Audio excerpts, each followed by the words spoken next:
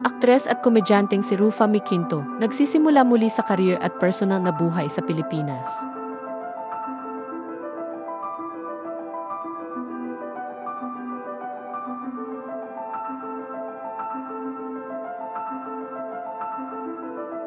Matapos ang pinagdaan ng court battle at marital problems ay inamin ng aktres at komedyanteng si Rufa Miquinto na nagsisimula siya muli sa kanyang career at personal na buhay.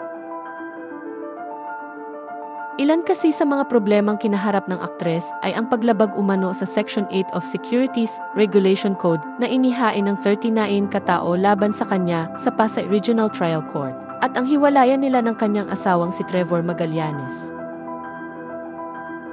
Sinabi ng komedyante sa panayam sa kanya ng ABS-CBN News na lumabas noong May 7, 2025 na nakakahinga na raw siya ng malalim ngayong nabasura na ang kaso laban sa kanya. Dagdag pa niya, kailangan daw niyang magsimula muli para clean slate ang estado niya. Anya, ang saya-saya mo pero at the same time, flashback pa rin. Kumbaga siguro proseso ang mangyayari.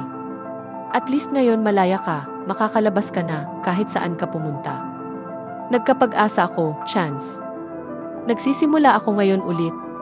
Kahit anong sabihin, yung mga mali mo, ngayon hinahanap mo yung tamang solusyon o gagawin mo ng mag-isa. Clean slate, brand new. Matatanda ang inanunsyo ni Rufa May noong May 2, 2025 na nakwash na ang kaso laban sa kanya, kaya free as ikite na raw siya.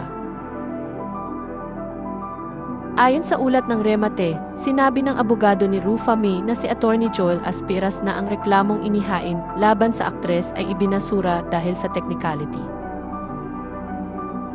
Sinabi rin ni Attorney Aspiras na ibinatay raw ang dismissal sa procedural grounds dahil hindi raw naisampa ng complainants ang kaso sa SEC bago ito dalhin sa prosecutor's office. Nang tanungin ng ABS-CBN News ang komedyante kung ano ang natutunan niya sa katatapos lamang na kontrobersya, sagot ni Rufa May, actually, dati pa naman akong maingat.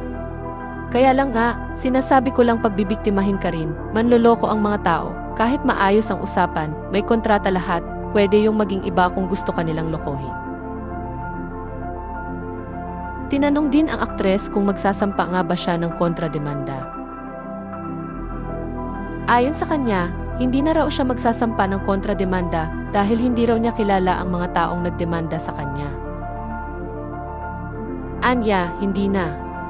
Kasi hindi ko rin naman sila kilala saka hindi na rin naman nila nilaban Parang 1 or 2 lang na nag-hearing. Yun lang yun. Tapos after nun, na-cancel naman na lahat ng hearing.